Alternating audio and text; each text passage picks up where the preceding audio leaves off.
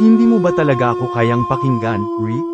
Kahit isang beses lang? Ang boses ni Diana ay garalgal, pinipiga ng sama ng loob na ilang linggo nang namumuo sa kanyang dibdib. Nakatayo sila sa gitna ng kanilang sala, ang malamig na liwanag mula sa buwan na tumatagos sa bintana ang tanging nagsisilbing ilaw sa namumuong tensyon sa pagitan nilang mag-asawa.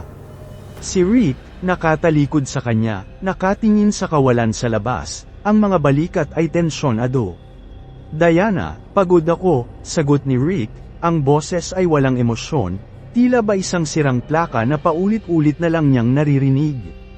Pwede bang bukas na lang natin to pag-usapan? Bukas? Mapait na tumawa si Diana. Ilang bukas na ba ang dumaan, Rick? Palagi na lang bukas. Palagi mo na lang akong tinatakbuhan. Ano ba talaga ang problema? Ako ba? May nagawa ba ako?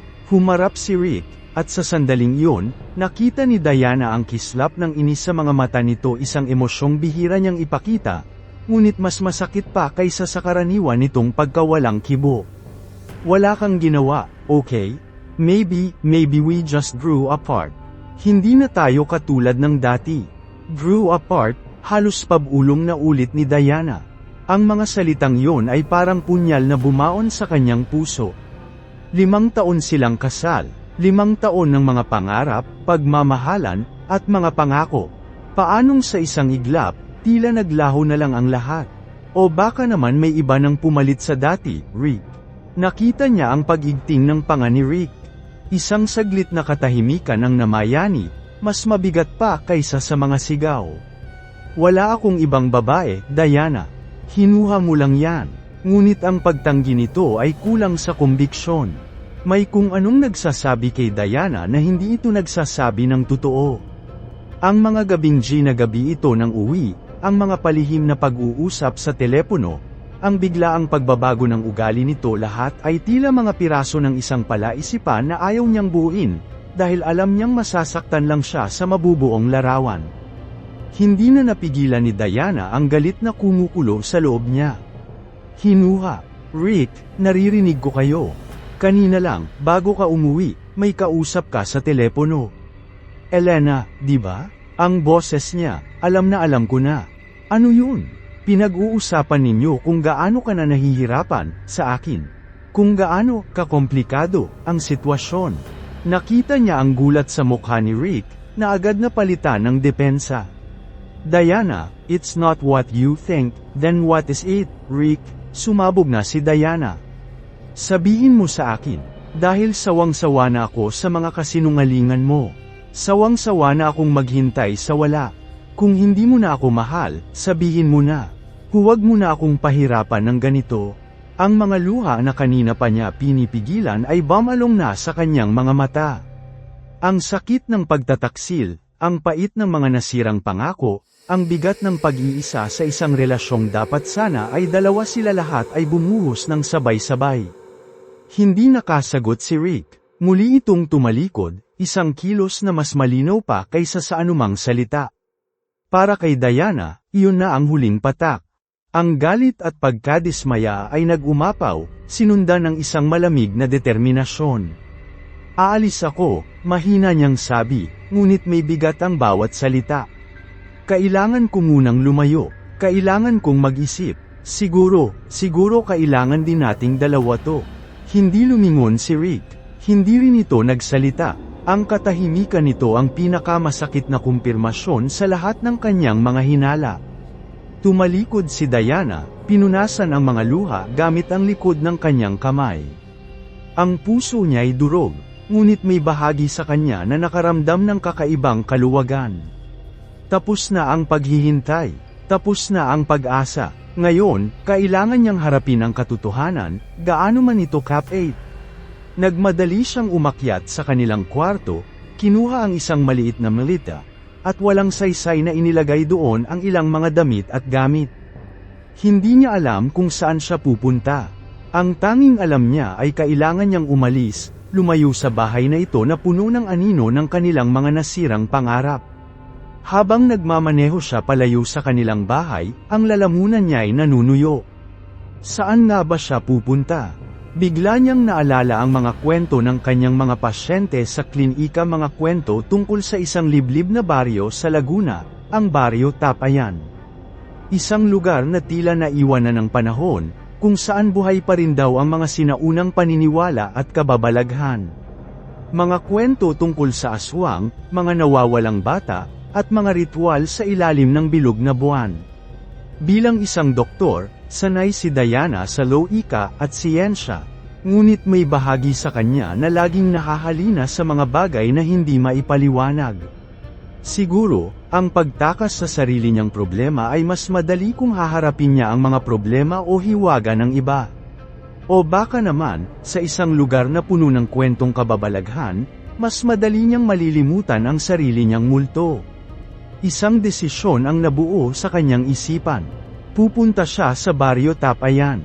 Hahanapin niya ang katahimikang matagal nang ipinagkait sa kanya, kahit paang. Kapalit nito ay ang pagharap sa mga kwentong kinatatakutan ng marami. Gabi na nang marating ni Diana ang paanan ng bundok kung saan matatagpuan ang Baryo Tapayan.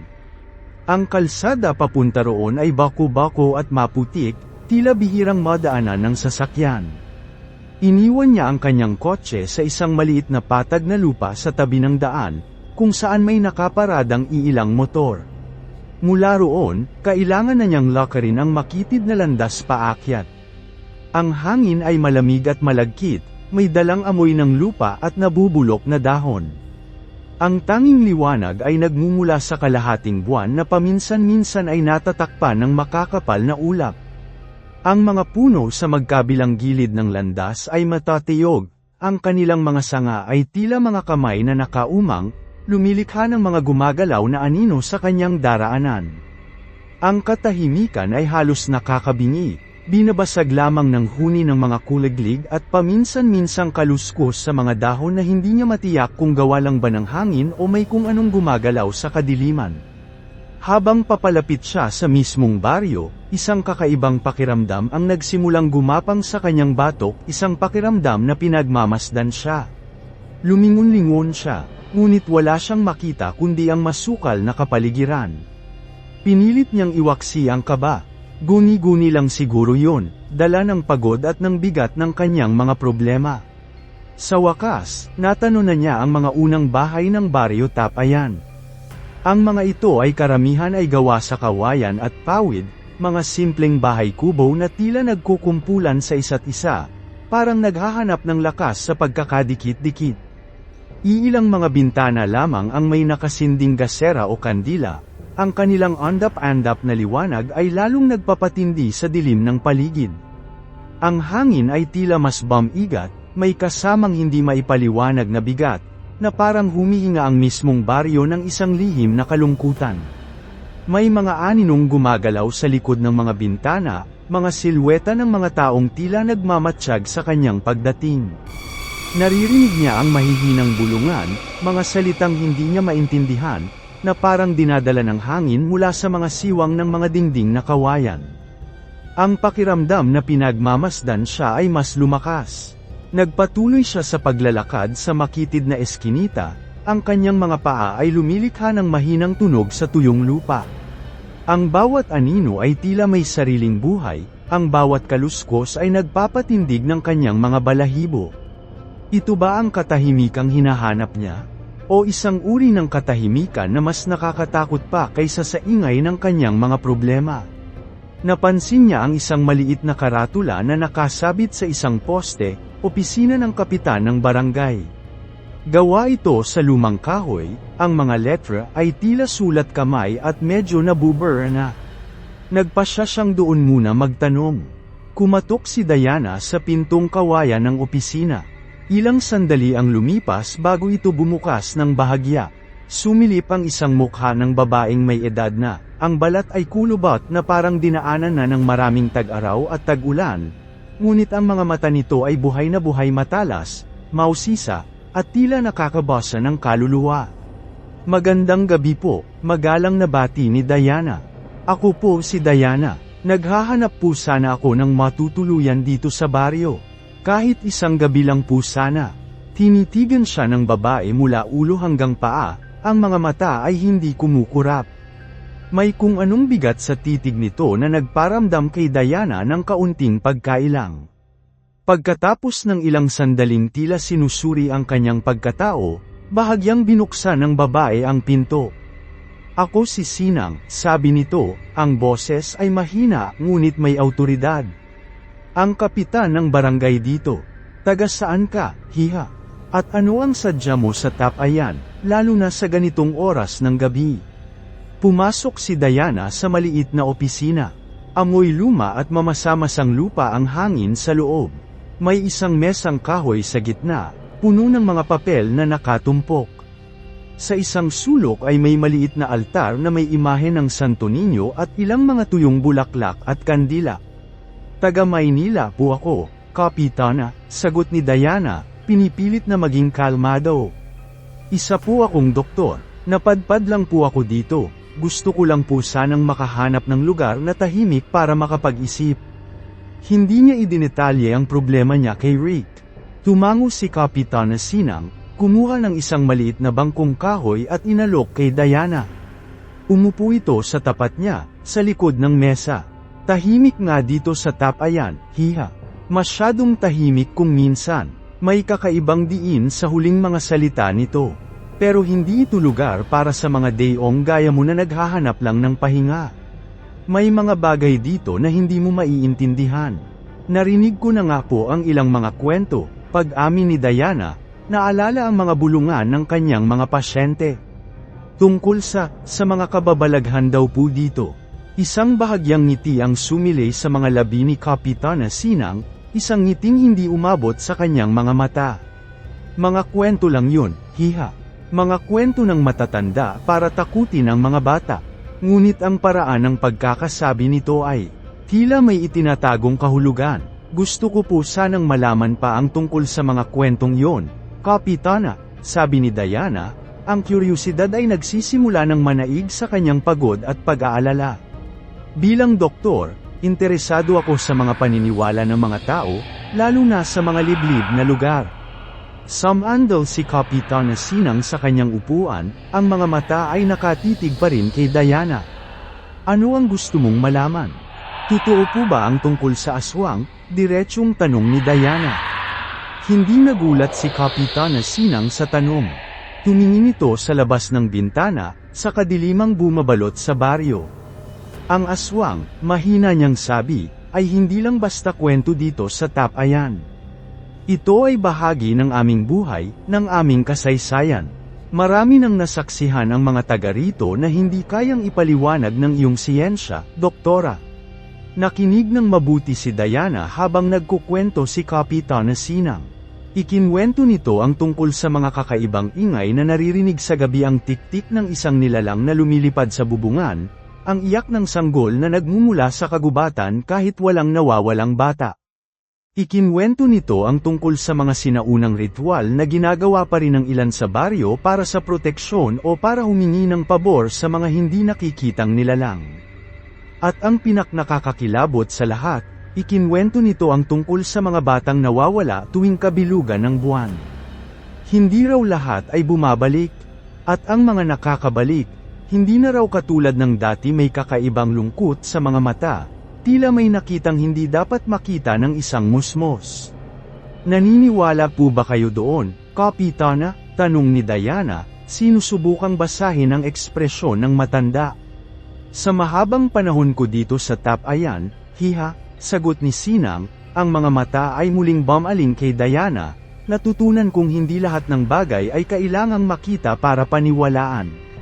Minsan, sapat na ang pakiramdam. Ang takot." Pumayag si Kapitana Sinang na patuloyin si Diana sa isang maliit na bakanteng kubo malapit sa kanyang opisina. Simple lang ang kubo, may isang papag na kawayan, isang maliit na mesa, at isang gasera. Nagpasalamat si Diana at pumasok sa loob, isinara ang pinto at bintana, kahit pa nararamdaman niya ang init at pagkakulob ng hangin. Humiga siya sa papag, ngunit hindi siya makatulog. Ang mga kwento ni Kapitana Sinang ay umuulit-ulit sa kanyang isipan. Ang imahe ng aswang, ng mga nawawalang bata, ng mga ritual sa dilim. Pinilit niyang isipin na mga kwentong bayan lang yon, mga pamahiin ng mga taong namumuhay ng malayo sa sibilisasyon. Ngunit ang pakiramdam na kakaiba sa baryo ay hindi niya maialis sa kanyang sarili. Maya-maya, nagsimula siyang makarinig ng mga tunog mula sa labas. Mga kaluskos sa dingding na kawayan, na parang may kumakalmat. Mahihinang yabag sa lupa, na parang may naglalakad paikot sa kubo. At isang mahinang tunog, na parang tikhim, na nagmumula sa direksyon ng bintana. Napabalikwas ng bangon si Diana, ang puso niya'y kumakabog ng malakas. Sinilip niya ang maliit na siwang sa bintana. Wala siyang makita kundi ang pamilyar na kadiliman. Ngunit parang may gumalaw sa gilid ng kanyang paningin isang anino, mas maitim pa kaysa sa gabi, na mabilis na naglaho sa likod ng kalapit na puno. Napalunok si Diana, ang lalamunan ay nanuyo sa takot. Guni-guni lang ba ulit yun? O mayroon ngang nagmamasid sa kanya? Ang andap-andap na liwanag ng gasera ay lumilikha ng mga gumagalaw na anino sa loob ng kubo, na lalong nagpapatindi sa kanyang kaba. Narinig niya ang tunog muli, mas malapit ngayon. Isang mahinang pagaspas, na parang pakpak na pumapalakpak sa hangin, sinundan ng isang tunog na parang mahinang pag-ungol. Napapikit si Diana, pinilit pakalmeyan ang sarili. Imposible, walang aswang. Produkto lang ito ng pagod, stress, at ng mga kwentong narinig niya. Ngunit habang nakapikit siya, isang malamig na hangin ang tila humaplos sa kanyang pisngi, kahit pasarado ang lahat ng bintana. Napadilat siya, ang mga mata ay nanlalaki sa takot. Ang liwanag ng gasera ay biglang kumisap-kisap, na parang may dumaang hangin. Bago ito tuluyang namatay, nilamon ng kadiliman ang buong kubo. Sa gitna ng dilim at katahimikan, isang bagay ang sigurado si Diana, hindi siya nag-iisa sa kabong iyon. Ang hiwaga ng baryo Tapayan ay nagsisimula ng magpakita sa kanya, at ang pakiramdam niya, ito ay simula pa lamang ng isang mahaba at madilim na gabi. Ang pagdududa ay napalitan ng nagsisimulang usbong na takot, ngunit kasabay nito, ang kuryosidad na malaman ang katotohanan sa likod ng mga kwento ay mas lalong tumindi. Kinabukasan, pagkatapos ng halos walang tulog na gabi, nagpasya si Diana na bumalik sa opisina ni Kapitana Sinang. Gusto niyang mas malaman pa ang tungkol sa aswang at sa mga kwento ng baryo. Natagpuan niya ang kapitan na naglilinis ng altar, ang mga mata nito ay tila mas malalim kaysa noong nakaraang gabi. Magandang umaga po, Kapitana, bati ni Diana, sinusubukang maging kalmado kahit paramdam pa rin niya ang epekto ng mga nangyari noong gabi. Magandang umaga rin, hiha, sagot ni Kapitana Sinang, hindi tumitingin sa kanya. Hindi ka nakatulog ng maayos, no? Napayuko si Diana, medyo natakot po ako sa mga narinig ko. Isang bahagyang ngiti ang muling sumilay sa mga labi ni Kapitana Sinang. Hindi ka pa sanay sa kadiliman ng Tapayan, Doktora. Marami pang itinatago ang baryong ito kaysa sa iyong inaakala. Iyon nga po ang gusto kong malaman, Kapitana, sabi ni Diana.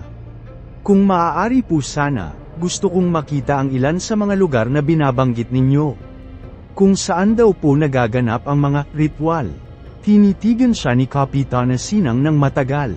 Tila sinusuri nito ang kanyang motibo. Sigurado ka ba sa gusto mo, hiha? Ang mga lugar na iyon ay hindi para sa mga taong mahina ang loob. Maraming masasamang alaala ang nakatago doon. Gusto ko pong subukan, Kapitana, sagot ni Diana, ang determinasyon ay nagtutulak sa kanya kahit paramdam niya ang takot.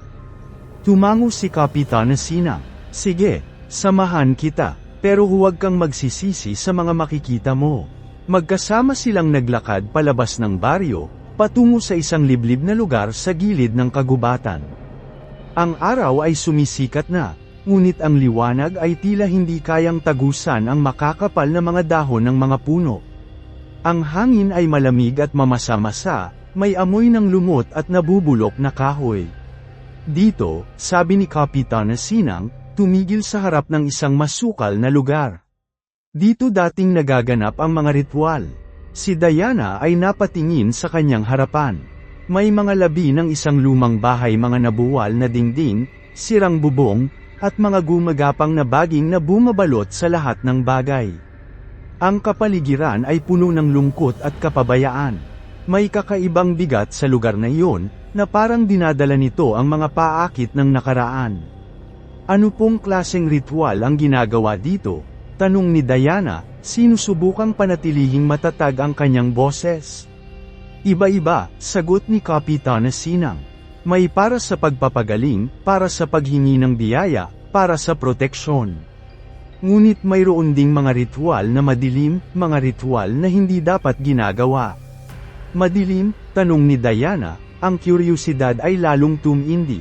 Tumingin si Kapitana Sinang sa kanya, ang mga mata ay puno ng babala. Mga ritual na may kinalaman sa mga aswang. Mga ritual kung saan humihingi sila ng pabor, o kaya naman, nag-aalay ng buhay. Napalunok si Diana. Ang mga salitang yon ay nagparamdam sa kanya ng lamig sa kanyang likod. May mga nangyari na po bang pag-aalay ng buhay dito? Hindi sumagot si Kapitana Sinang. Tumingin ito sa mga labi ng bahay, ang mga mata ay puno ng malungkot na alaala. Marami nang nangyari dito, hiha. Maraming bagay na mas mabuting kalimutan na lang. Naglakad sila sa loob ng nasirang bahay. Ang lupa ay puno ng mga basag na bubog, nabubulok na kahoy, at mga kalat na hindi niya maintindihan kung ano. May amoy ng amag at lumang dugo sa hangin. May nakita siyang mga guhit sa lupa na tila mga simbolo, ngunit hindi niya mabasa ang kahulugan. Ano po ang mga simbolong ito? Tanong niya kay Kapitana Sinang. Mga sinaunang simbolo, sagot nito. Ginagamit sa mga ritual. Sinasabi nilang may proteksyon daw ito laban sa masasamang espiritu. Pero para sa akin, mas malakas pa rin ang pananalig sa Diyos. Habang nagpapatuloy sila sa paglalakad, nakaramdam si Diana na parang may nagmamasid sa kanila. Lumingon-lingon siya, ngunit wala siyang makita kundi ang mga puno at ang madilim na kagubatan. Ngunit ang pakiramdam na yon ay hindi niya maalis sa kanyang sarili. May kung anong nagtatago sa anino, naghihintay ng pagkakataon. Nararamdaman mo rin ba? Tanong ni Diana kay Kapitana Sinang. Tumango ito, palagi. Sa lugar na ito, hindi ka talaga nag-iisa. May mga espiritong naninirahan dito, mga alaala ng nakaraan. Sila ang nagbabantay sa lugar na ito. Isang malamig na hangin ang biglang hamiip, na nagpatindig ng mga balahibo ni Diana. May naririnig siyang mahihinang bulungan, na tila nagmumula sa paligid nila. Ang mga bulungan ay hindi niya maintindihan, ngunit ramdam niya ang kanilang masamang intensyon. Umalis na tayo dito, sabi ni Diana, ang takot ay nagsisimula ng manaig sa kanya. Sumunod si Kapitana Sinang, ngunit bago sila tuluyang makalabas ng bahay, isang bagay ang nahagip ng mata ni Diana. Isang maliit na bagay na nakatago sa ilalim ng isang nabuwal na dingding. Nilapitan niya ito at pinulot. Isa itong maliit na buto ng tao. Napalunok si Diana. Ang buto ay maliit, na parang galing sa isang bata. Ang takot niya ay lalong tumindi. Hindi niya alam kung ano ang nangyari sa lugar na iyon, ngunit sigurado siyang hindi ito maganda. Umalis sila sa nasirang bahay, ang mga puso ay puno ng takot at pag-aalala. Habang pabalik sila sa baryo, hindi na nagsalita si Diana. Ang mga imahe ng mga buto, ng mga simbolo, at ng madilim na kagubatan ay naglalaro sa kanyang isipan. Ang hiwaga ng baryo Tapayan ay lalong bumibigat, at ang pakiramdam niya, siya ay nalulubog na sa kadiliman nito.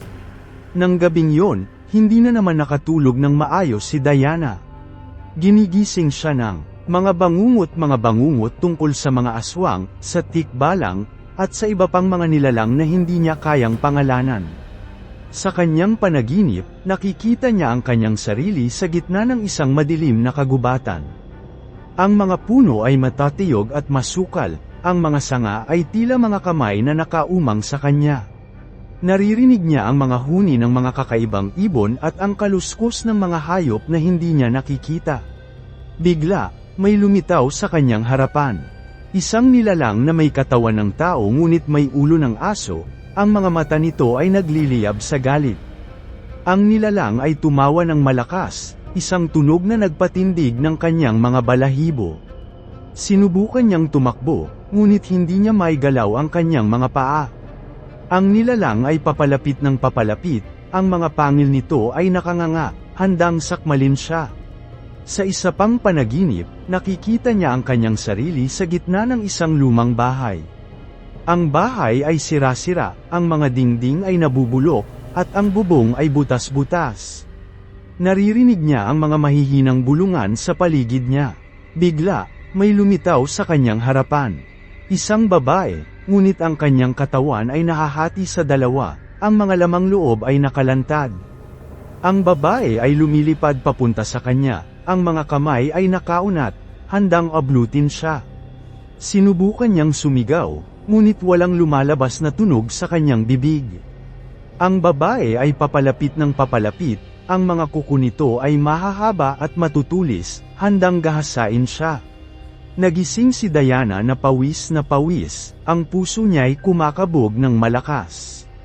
Ang mga bangungot ay tila totoo, na parang nangyari talaga sa kanya. Hindi niya alam kung ano ang nangyayari sa kanya.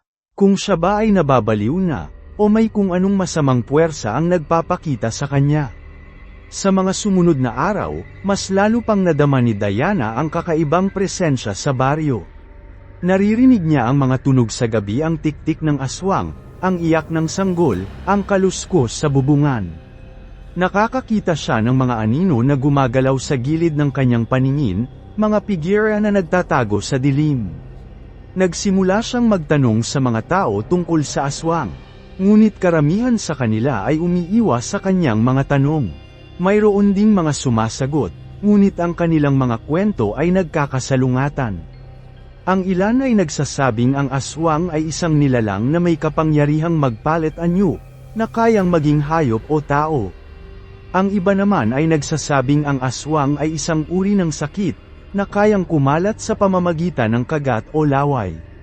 Isang araw, habang naglalakad siya sa palengke, nakita niya ang isang matandang babae na nagtitinda ng bawang at asin. Nilapitan niya ito at tinanong tungkol sa aswang. "Hiha," sabi ng matanda, ang mga mata ay puno ng takot. "Huwag kang makialam sa mga bagay na hindi mo alam. Ang aswang ay totoo, at kayang-kaya kanyang saktan." Binilhan ni Diana ang matanda ng bawang at asin.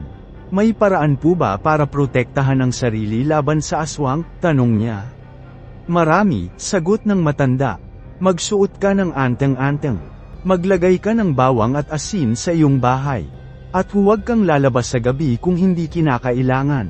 Sinunod ni Diana ang mga payo ng matanda. Bumili siya ng anteng-anteng, isang maliit na krus na gawa sa kahoy. Naglagay siya ng bawang at asin sa kanyang kubo, at sinikap niyang huwag lumabas sa gabi. Ngunit kahit pa ginawa niya ang lahat ng iyon, hindi pa rin niya maalis ang takot sa kanyang puso. Ang aswang ay tila mas lalo pang nagiging malapit sa kanya. Sa tuwing gabi, habang nakahiga siya sa kanyang papag, nararamdaman ni Diana na may nagmamasid sa kanya mula sa labas. Naririnig niya ang mga kaluskos sa dingding na kawayan, ang mga yabag sa lupa, ang mahihinang bulungan sa hangin. Sinusubukan niyang huwag pansinin ang mga tunog. Pinipilit niyang isipin na guni-guni lang ang lahat. Ngunit hindi niya maiwasan ang pakiramdam na may kung anong masama ang nagbabalak sa kanya. Isang gabi, habang nagbabasa siya ng libro, biglang namatay ang kanyang gasera. Nabigla siya, ngunit pinilit niyang maging kalmado. Sinubukan niyang sindihan ulit ang gasera, ngunit ayaw nitong umilo. Sa gitna ng dilim, nararamdaman ni Diana na may nagmamasid sa kanya. Ang hangin ay biglang lumamig, at may naramdaman siyang hininga sa kanyang batok. Napatalon siya sa takot. Lumingon siya, ngunit wala siyang makita. Ngunit ramdam niya na may malapit sa kanya, nagtatago sa dilim. "Sino yan?" tanong niya. Ang boses ay nanginginig. "Lumabas ka." Walang sumagot. Ngunit nararamdaman pa rin niya ang presensya ng kung sino man na naroon. Bigla, may narinig siyang isang mahinang tawa. Isang nakakakilabot na tawa na nagpatindig ng kanyang mga balahibo. Ang tawa ay nagmumula sa labas ng kanyang bintana. Nilapitan ni Diana ang bintana at sumilip. Sa gitna ng kadiliman, nakita niya ang isang pigira. Isang pigira ng isang babae, nakatayo sa labas ng kanyang kubo. Hindi niya masyadong makita ang mukha ng babae. Ngunit nakita niya ang kanyang mga mata. Ang mga mata ay pula at nagliliyab sa kasamaan. Ang babae ay ngumiti sa kanya. Isang nakakatakot na ngiti na nagpatunay sa kanyang takot. At pagkatapos, biglang naglaho ang babae. Napatakbo si Diana papunta sa kanyang papag, ang puso niya'y kumakabog ng malakas. Hindi niya alam kung ano ang nakita niya. Ngunit sigurado siya na ito ay hindi isang magandang pangitain. Ang hiwaga ng Baryo Tapayan ay lalong lumalalim, at ang pakiramdam niya, siya ay nasa bingit na ng kapahamakan. Ang mga takot na kanyang iniwasan sa Maynila ay nagpakita sa kanya sa isang lugar na hindi niya inaasahan. Hindi nakatulog si Diana ng gabing iyon. Paulit-ulit sa kanyang isipan ang pigira ng babae sa labas ng kanyang kubo. Ang mga pulang mata nito ay tila nakatitig pa rin sa kanya. Gusto niyang umalis sa Baryo Tapayan, ngunit may kung anong puwersa ang pumipigil sa kanya. Ang kuryosidad, ang takot, at ang determinasyon na malaman ang katotohanan ay nagsasanib puwersa upang manatili siya. Kinabukasan, nagpasya siyang kausapin ulit si Kapitana Sinang. Kailangan niyang malaman kung ano talaga ang nangyayari sa baryong iyon, at kung ano ang papel ng kapitan sa lahat ng ito. Natagpuan niya si Kapitana Sinang sa kanyang opisina, naglilinis ng altar. Mas seryoso ang mukha nito kaysa dati. Ang mga mata ay puno ng pag-aalala. Magandang umaga po, Kapitana, bati ni Diana, sinusubukang maging kalmado. Magandang umaga rin, hiha, sagot ni Kapitana Sinang, hindi tumitingin sa kanya. Ano ang sadya mo? Gusto ko pong magtanong tungkol sa nakita ko kagabi, sabi ni Diana. Ang babae sa labas ng kubo ko. Sino po siya? Hindi sumagot si Kapitana Sinang. Tumingin ito sa altar, na parang naghahanap ng sagot. Kapitana, sabi ni Diana, ang boses ay nagiging mas seryoso. Kailangan ko pong malaman ang katotohanan. May itinatago po ba kayo sa akin? Bamantong hininga si Kapitana Sinang. Marami akong itinatago, hiha. Maraming bagay na hindi mo kailangang malaman. Para sa iyong sariling kapakanan. Pero gusto ko pong malaman, pagpupumilit ni Diana. Kailangan ko pong maintindihan kung ano ang nangyayari dito. Hindi ako aalis hanggat hindi ko nalalaman ang katotohanan. Tinitigan siya ni Kapitana Sinang ng matagal. Tila sinusuri nito ang kanyang determinasyon. Sa huli, sumuko rin ito. Sige, sabi ni Kapitana Sinang. Sasabihin ko sa iyo ang lahat. Pero maghanda ka, hiha. Dahil ang malalaman mo ay hindi mo inaasahan. Ikinwento ni Kapitana Sinang ang lahat. Ikinwento nito ang tungkol sa madilim na nakaraan ng Baryo Tapayan, ang mga sinaunang ritual na ginagawa pa rin ng ilan, at ang tunay na katotohanan tungkol sa aswang. Ikinwento nito ang tungkol sa kanyang sariling pamilya, na matagal nang may koneksyon sa mga aswang. Ang kanyang mga ninuno ay mga tagapaglingkod ng mga nilalang na iyon, nag-aalay ng buhay at nagpapanatili ng kanilang kapangyarihan. Ikinwento nito ang tungkol sa kanyang sariling ina, na isang aswang.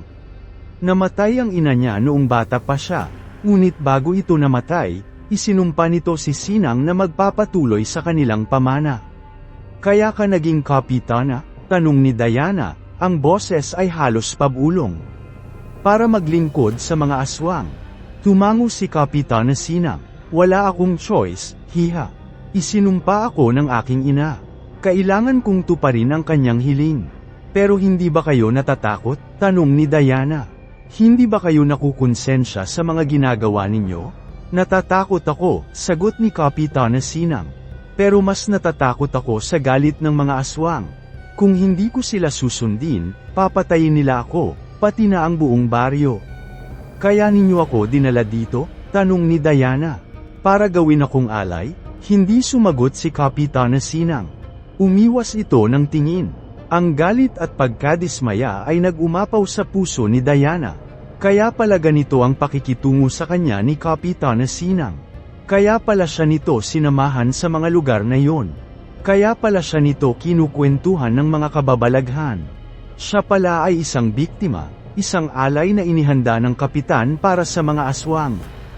Paano ninyo nagawa to sa akin? Tanong ni Diana. Ang mga luha ay nagsisimula ng bumalong sa kanyang mga mata. Pinagkatiwalaan kita. Akala ko, tutulungan mo ako. Pero ginamit mo lang pala ako. Patawarin mo ako, hiha, sabi ni Kapitana Sinang, ang boses ay puno ng pagsisisi. Wala akong choice. Kung hindi kita iaalay, may ibang mamamatay. Hindi na kaya na ni Diana ang naririnig. Tumakbo siya palabas ng opisina, ang mga luha ay patuloy na dumadaloy sa kanyang mga pisngi. Hindi niya alam kung saan siya pupunta, kung kanino siya magtitiwala. Ang tanging alam niya ay kailangan niyang umalis, lumayo kay Kapitana Sinang at sa buong baryo Tapayan. Tumakbo si Diana papunta sa kanyang kubo, nagplano na mag-impake at umalis agad. Ngunit pagdating niya doon, natagpuan niya si Kapitana Sinang na naghihintay sa kanya. Hiha, sabi ni Kapitana Sinang, kailangan nating mag-usap. Wala tayong dapat pag-usapan, sagot ni Diana, ang boses ay puno ng galit.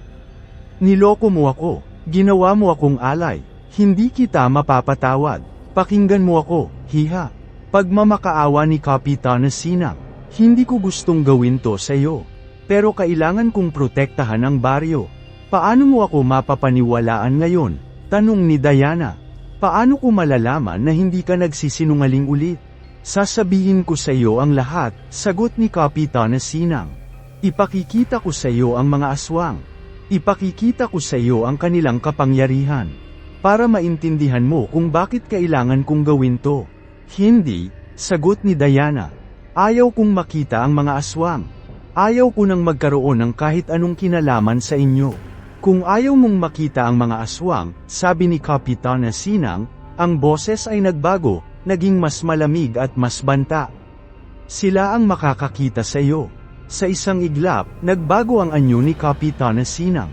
Ang kanyang mukha ay naging masama, ang mga mata ay naging pula at nagliliyab sa kasamaan. Ang kanyang mga kamay ay hamaba at naging mga kuko, handang dumagit. Isang sigaw ang kumawala sa bibig ni Diana. Alam na niya kung ano ang totoo. Kapitana Sinang ay isa palang aswang. Ngayon, mauunawaan mo na, sabi ni Kapitana Sinang, ang boses ay nagiging mas garalgal at mas malakas. Kailangan mong maglingkod sa amin. Kailangan mong maging alay, o kaya naman, mamamatay ka. Hindi nakagalaw si Diana sa takot. Alam niyang wala siyang laban kay Kapitana Sinang. Ngunit hindi rin siya papayag na maging biktima. Hindi ako magpapadala sa iyo, sabi ni Diana, sinusubukang magpakatatag. Lalaban ako. Lalaban, tumawa si Kapitana Sinang. Wala kang laban sa akin. Ako ang kapitan dito. Ako ang may kapangyarihan. Sa isang iglap, sumugod si Kapitana Sinang kay Diana. Sinubukan ni Diana na umiwas, ngunit masyadong mabilis si Kapitana Sinang. Dinagat siya nito at itinulak sa dingding. Naramdaman ni Diana ang sakit sa kanyang likod. Alam niyang malubha siyang nasaktan. Ngunit hindi siya sumuko, sumigaw siya at sinipa si Kapitana Sinang. Nataman niya ito sa tiyan, dahilan upang mapa-atres ito. Gamulong si Diana sa lupa at tumayo ulit. Alam niyang kailangan niyang tumakbo. Hindi niya kayang labanan si Kapitana Sinang. Tumakbo si Diana palabas ng kubo, hindi alam kung saan siya pupunta. Ang tanging alam niya ay kailangan niyang lumayo kay Kapitana Sinang at sa mga aswang. Habang tumatakbo si Diana, naririnig niya ang mga hiyawan ni Kapitana Sinang sa likod niya. Naririnig niya rin ang mga hiyawan ng iba pang mga nilalang. Ang mga aswang ay lumabas na, at hinahabol siya. Tumakbo si Diana papunta sa kagubatan. Alam niyang ito ang kanyang tanging pag-asa. Kung makapasok siya sa loob ng kagubatan, maaaring mawala siya sa mga aswang. Ngunit ang kagubatan ay puno ng panganib. Madilim, masukal, at puno ng mga hindi nakikitang nilalang. Ngunit wala siyang choice. Kailangan niyang sumugal. Tumakbo si Diana sa loob ng kagubatan, hindi lumilingon. Naririnig pa rin niya ang mga hiyawan ng mga aswang sa likod niya, papalapit ng papalapit. Bigla, nadapa si Diana. Bumagsak siya sa lupa, ang tuhod ay nasugatan. Naramdaman niya ang sakit, ngunit pinilit niyang tumayo ulit. Hindi siya maaaring sumuko, ngunit pagtayo niya, nakita niya ang mga aswang sa kanyang harapan. Nakapalibot sila sa kanya, ang kanilang mga pulang mata ay nakatitig sa kanya. Alam ni Diana na tapos na ang kanyang laban. Wala na siyang matatakbuhan. Wala na siyang magagawa, ngunit hindi pa rin siya sumuko. Titindig siya at lalaban hanggang sa huling hininga. Tinitigan ni Diana ang mga aswang sa kanyang harapan, ang takot ay nag-uumapaw sa kanyang puso. Ngunit kasabay nito, may lumalabas na bagong damdamin sa kanyang kalooban. Ang determinasyon. Hindi siya papayag na maging biktima. Hindi siya papayag na kontrolin siya ng mga aswang. Lalaban siya. Hindi ako magpapadala sa inyo, sabi ni Diana, ang boses ay nanginginig ngunit puno ng determinasyon. Lalaban ako, ngumisi ang isa sa mga aswang. Lalaban, wala kang laban sa amin. Kami ang may kapangyarihan. Maaaring wala akong kapangyarihan, sagot ni Diana. Pero mayroon akong puso, mayroon akong lakas ng loob. At hindi ako susuko hanggang sa malaman ko ang katotohanan. Sa isang iglap, sumugod ang mga aswang kay Diana. Ngunit hindi siya natakot. Hinarap niya ang mga ito, handang lumaban hanggang sa huling hininga. Ang digmaan ay nagsimula na. Digmaan sa pagitan ni Diana at ng mga aswang. Digmaan sa pagitan ng katotohanan at kasinungalingan. At digmaan sa pagitan ng buhay at kamatayan. Kailangan niyang manalo. Para sa kanyang sarili, para sa baryo, at para sa lahat ng mga biktima ng mga aswang. Ang laban ay naging isang marahas na sayaw ng kamatayan. Si Diana, bagamat walang kasanayan sa pakikipaglaban, ay gumamit ng lahat ng kanyang makakaya upang depensahan ang sarili. Sumisipa siya, kumakalmat, at humahampas ng anumang bagay na kanyang maabot. Ngunit ang mga aswang ay masyadong malakas, masyadong mabilis. Naramdaman ni Diana ang matutulis na kuko na dumadampi sa kanyang balat, ang mainit na hininga sa kanyang batok. Nakita niya ang kanilang mga pulang mata na nakatitig sa kanya, puno ng kasamaan at gutom. Sa isang iglap, dinagad siya ng isa sa mga aswang. Binuhat siya nito sa ere at itinapon sa lupa. Naramdaman ni Diana ang sakit sa kanyang buong katawan. Alam niyang malubha siyang nasaktan. Ngunit hindi pa rin siya sumuko. Pinilit niyang tumayo ulit. Kailangan niyang lumaban. Ngunit bago pa man siya makatayo, muling sumugod ang mga aswang. Sa pagkakataong ito, wala na siyang nagawa. Sinakmal siya ng mga ito at kinagat sa kanyang mga braso at binti. Sumigaw si Diana sa sakit. Naramdaman niya ang dugo na umaagos sa kanyang katawan. Alam niyang malapit na siyang mamatay. Ngunit kahit pa malapit na siyang mamatay, hindi pa rin siya sumuko. Sinubukan niyang bumangon at lumaban. Ngunit ang mga aswang ay masyadong marami. Sa huling sandali, narinig ni Diana ang isang boses. Boses ni Kapitana Sinang. Tama na, sigaw ni Sinang. Huwag niyo siyang patayin. Huminto ang mga aswang. Tumingin sila kay Kapitana Sinang, naguguluhan. Bakit, Sinang? Tanong ng isa sa mga aswang. Hindi ba siya ang alay? Hindi ko na siya kailangan, sagot ni Sinang. May iba na akong nakita. Nagkatinginan ang mga aswang. Sa huli, sumunod rin sila kay Kapitana Sinang. Binitawan nila si Diana at umalis sa kagubatan. Naiwan si Diana na nakahandusay sa lupa, puno ng dugo at sugat. Alam niyang hindi siya makakaligtas ng mag-isa. Kailangan niya ng tulong. Pinilit niyang gumapang palabas ng kagubatan. Ngunit ang kanyang katawan ay masyadong mahina. Sa huli, nawalan siya ng malay. Nagising si Diana sa isang hindi pamilyar na lugar. Nakahiga siya sa isang papag sa loob ng isang maliit na kubo. Masakit ang kanyang buong katawan, ngunit nakaramdam siya ng kaunting ginhawa. Lumingon siya sa kanyang paligid. Nakita niya si Kapitana Sinang na nakaupo sa kanyang tabi. Nasaan ako? Tanong ni Diana, ang boses ay mahina. Nasa kubo ko, sagot ni Sinang. Iniligtas kita. Iniligtas. Tanong ni Diana, naguguluhan. Pero bakit? Gusto mo akong iaalay sa mga aswang, di ba? Nagbago ang isip ko, sagot ni Sinang. Hindi kita kayang iaalay. Hindi ko kayang saktan ng isang inosenteng tao. Hindi alam ni Diana kung paniniwalaan niya si Sinang. Ngunit wala siyang choice. Kailangan niya ang kanyang tulong. Bakit mo ako iniligtas? Tanong ni Diana. Ano ang gusto mo sa akin? Gusto kong tulungan kang malaman ang katotohanan, sagot ni Sinang. Gusto kong tulungan kang wakasan ang sumpa. Sumpa, tanong ni Diana. Anong sumpa? Ikinwento ni Sinang kay Diana ang tungkol sa sumpa na matagal nang bumabalot sa baryo Tapayan. Ang sumpa ay ipinataw ng isang sinaunang aswang na nagalit sa mga tao dahil sa kanilang paglaban. Ang sumpa ay nagsasabing ang baryo Tapayan ay palaging magiging tahanan ng mga aswang, at ang mga tao ay palaging magiging kanilang biktima. Kaya pala ganito dito? Tanong ni Diana. Kaya pala may mga nawawalang bata? Kaya pala may mga ritual? Oo, sagot ni Sinang. Lahat ng ito ay dahil sa sumpa. Kung hindi natin wawakasan ang sumpa, hindi tayo makakalaya. Paano natin wawakasan ang sumpa? Tanong ni Diana. Hindi ko alam, sagot ni Sinang.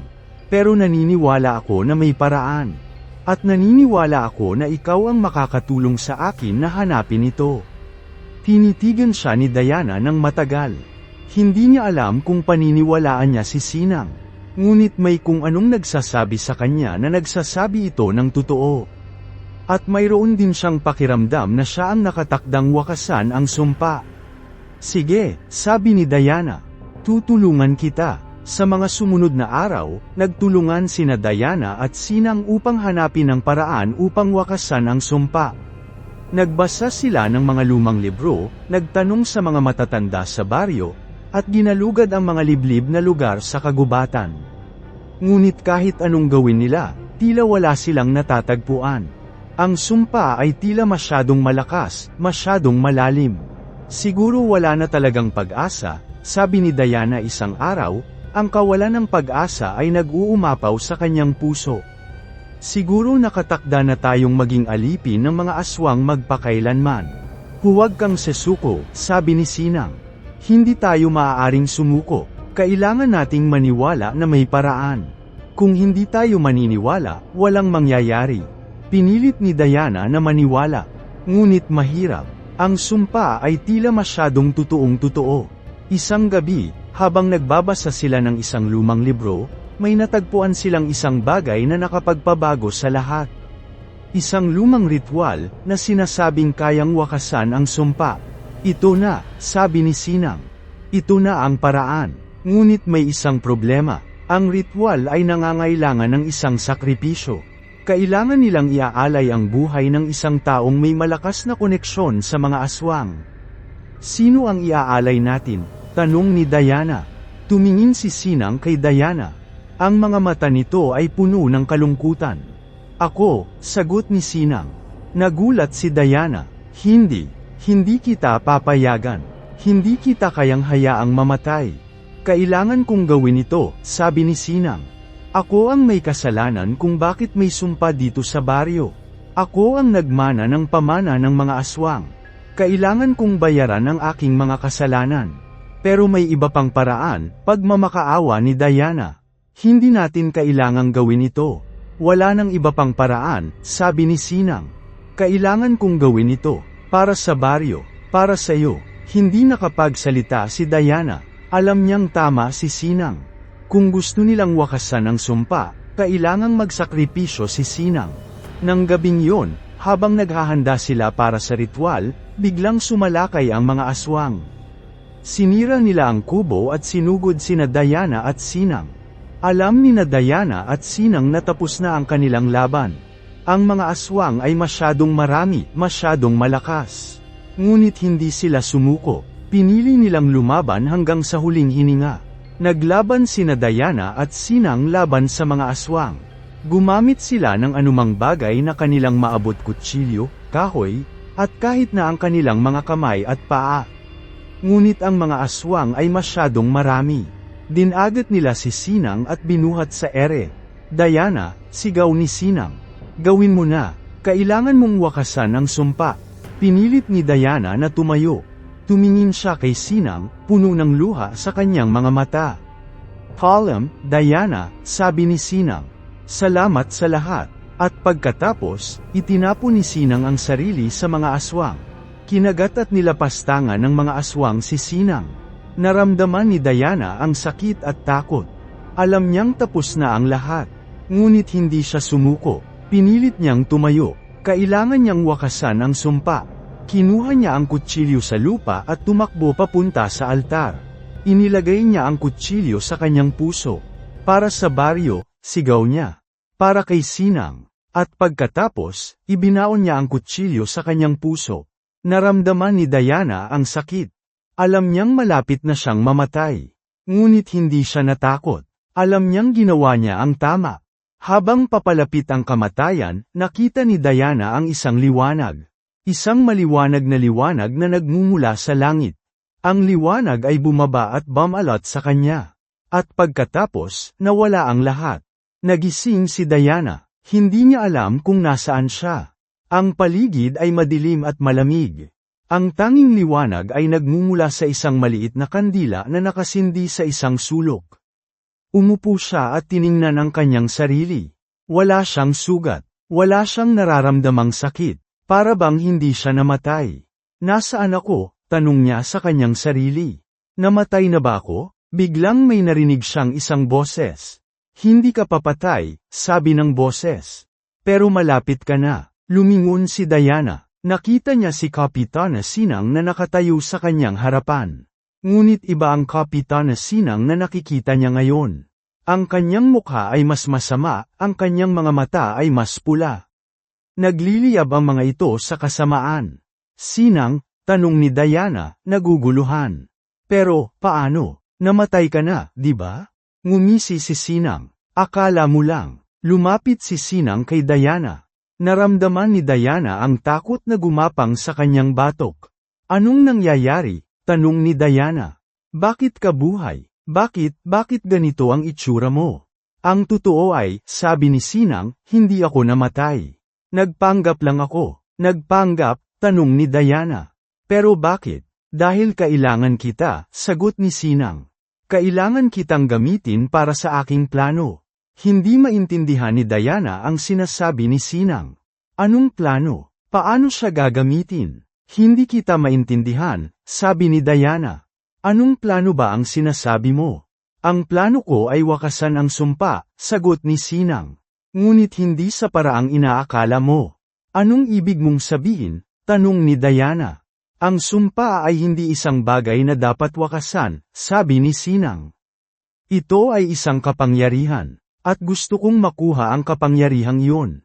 Nagulat si Diana. Hindi siya makapaniwala sa kanyang naririnig. "Hindi," sabi ni Diana.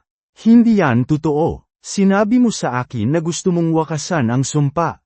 Sinabi mo sa akin na gusto mong iligtas ang baryo." "Nagsinungaling ako," sabi ni Sinang. "Ginamit lang kita. Ginawa kitang alay, para makuha ko ang kapangyarihan ng sumpa." Naramdaman ni Diana ang galit na nag-uumapaw sa kanyang puso. Niloko siya ni Sinang. Ginamit siya. "Peke ang lahat. Hindi kita mapapatawad," sabi ni Diana. "Papatayin kita." Ngumisi si Sinang. "Subukan mo." Biglang nagbago ang paligid. Nawala ang kubo. Napalitan ito ng isang malaking kuweba. May apoy sa gitna ng kuweba, at nakapalibot dito ang mga aswang.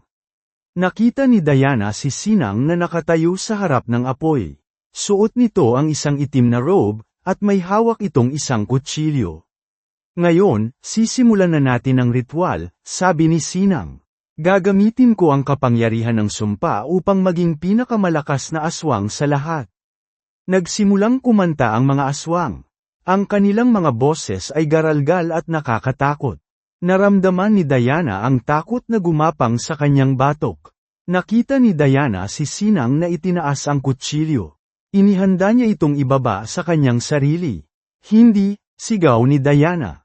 Sinubukan ni Diana na pigilan si Sinang, ngunit hindi niya maigalaw ang kanyang katawan. Para siyang nakatayo sa isang panaginip. Ibinaon ni Sinang ang kutsilyo sa kanyang sarili. Sumigaw siya sa sakit. Biglang nagliwanag ang kuweba. Naramdaman ni Diana ang kapangyarihan na umaagos sa paligid niya. Nakita niya si Sinang na nagbabago. Ang kanyang mukha ay naging mas masama, ang kanyang mga mata ay naging mas pula. Ang kanyang katawan ay lumaki at naging mas malakas. Naging ganap na aswang si Sinang.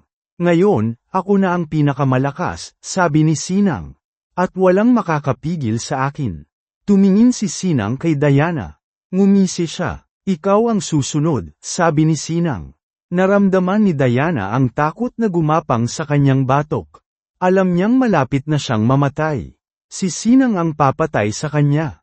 Ngunit kahit pa natatakot siya, hindi siya sumuko. May bahagi sa kanya na nag-aalinlangan kung dapat pa ba siyang lumaban.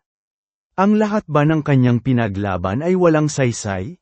Hindi ako papayag, sabi ni Diana. Hindi kita papayag ang manalo. Wala kang magagawa, sabi ni Sinang. Mas malakas ako sa iyo. Mas makapangyarihan ako sa iyo. Hindi yan totoo, sabi ni Diana. Mayroon akong puso, mayroon akong lakas ng loob. At hindi ako sesuko, mga hanggal na salita, sabi ni Sinang. Malapit na kayong mamatay, tanggapin mo na lang. Hindi ako tatanggap, sabi ni Diana. Lalaban ako hanggang sa huling hininga.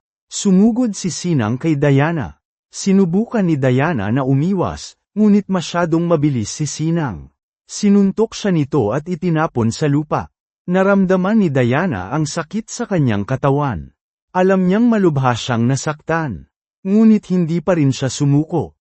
Pinilit niyang tumayo ulit. Hindi ka mananalo, sabi ni Diana. Malapit na tayong malaman, sabi ni Sinang. Itinaas ni Sinang ang kanyang kamay. Handa na siyang tapusin ang buhay ni Diana. Ngunit bigla, may narinig silang isang tunog. Isang malakas na tunog na nagpabago sa lahat. Ang tunog ay nagmula sa labas ng kuweba. Para itong mga yapak na papalapit ng papalapit.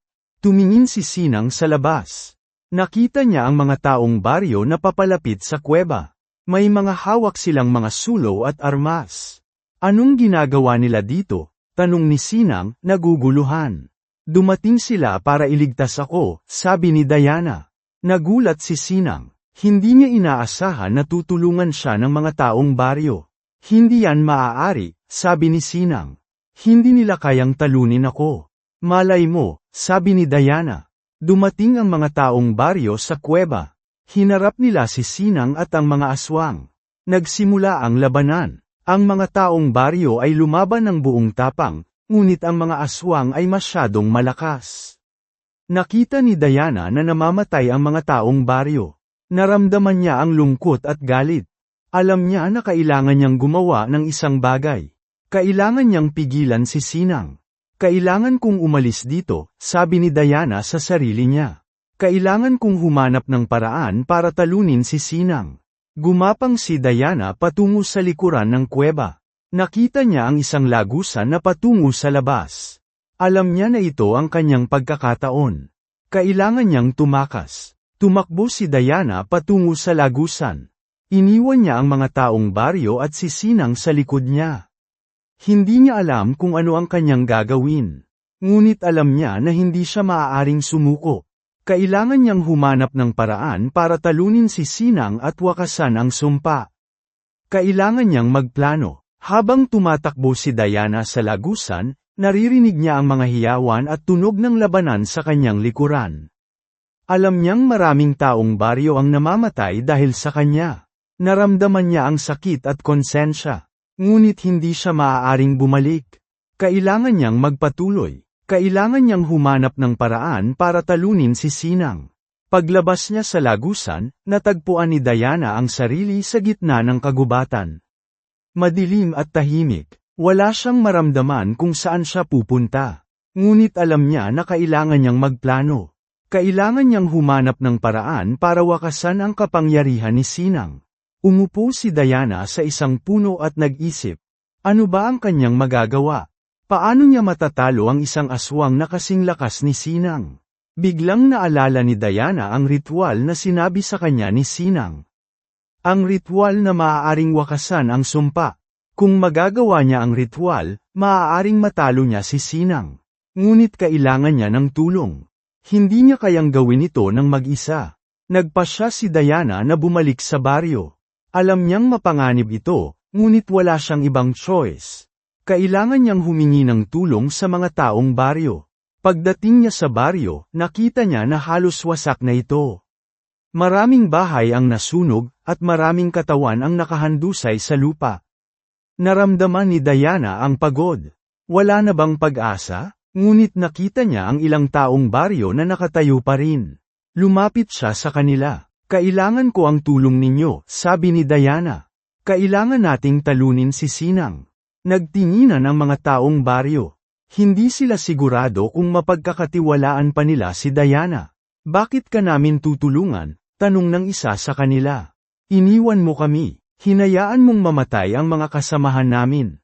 Alam ko, sabi ni Diana. Nagkamali ako, ngunit gusto kong bumawi, gusto kong iligtas ang baryo. Tinitigan siya ng mga taong baryo. Sa huli, pumayag rin silang tumulong. Alam nilang ito na ang kanilang huling pag-asa. Nagplano sina Diana at ang mga taong baryo. Nagpasya silang gawin ang ritual sa gabi ng kabilugan ng buwan. Ito ang pinakamalakas na oras para sa mga aswang, ngunit ito rin ang pinakamalakas na oras para sa ritual. Dumating ang gabi ng kabilugan ng buwan. Nagtipon sina Diana at ang mga taong baryo sa gitna ng baryo.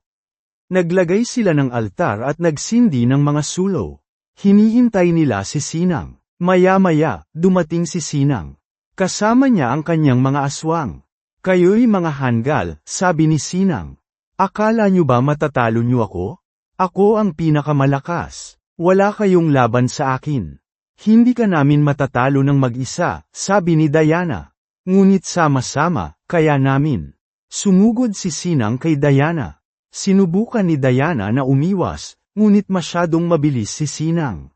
Dinagat siya nito at itinapon sa lupa. Ngunit sa pagkakataong ito, hindi siya nag-isa. Tumulong ang mga taong baryo. Pinaligiran nila si Sinang at sinimulang saktan. Galit na galit si Sinang. Sinimulan niyang patayin ang mga taong baryo.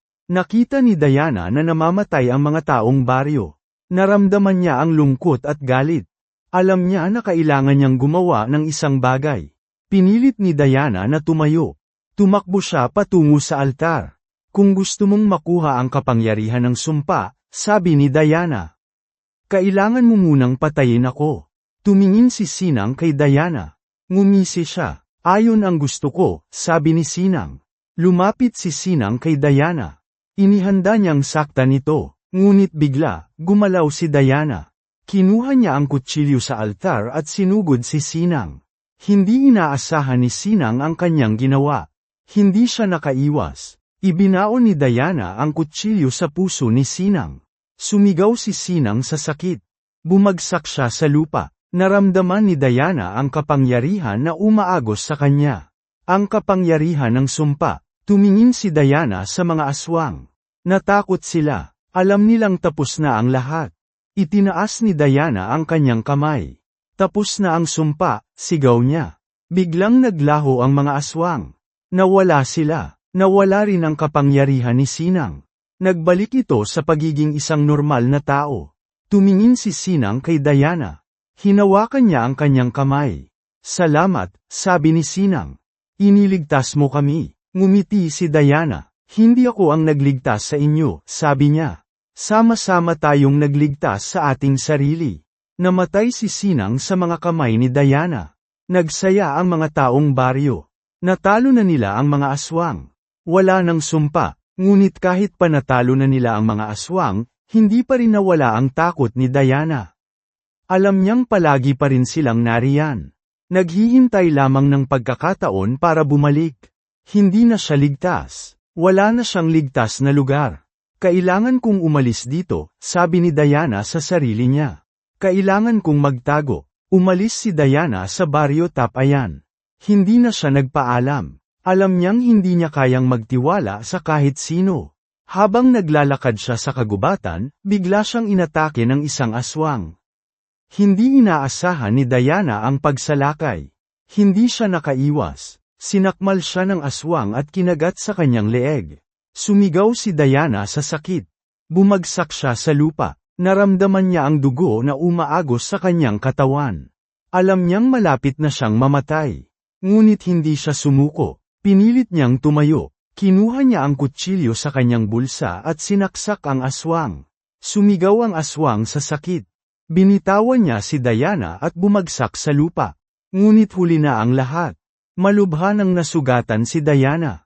Malapit na siyang mamatay. Ngumiti si Diana. Alam niyang nanalo siya. Natalo niya ang aswang. Ngunit hindi siya makakaligtas. Mamamatay siya sa kagubatan. Mag-isa, napatingin si Diana sa langit. Nakita niya ang buwan. Kabilugan ng buwan. Ngumiti ulit si Diana. Alam niyang may susunod sa kanyang yapak. May ibang lalaban sa mga aswang. Mamamatay siya, ngunit hindi pa tapos ang laban.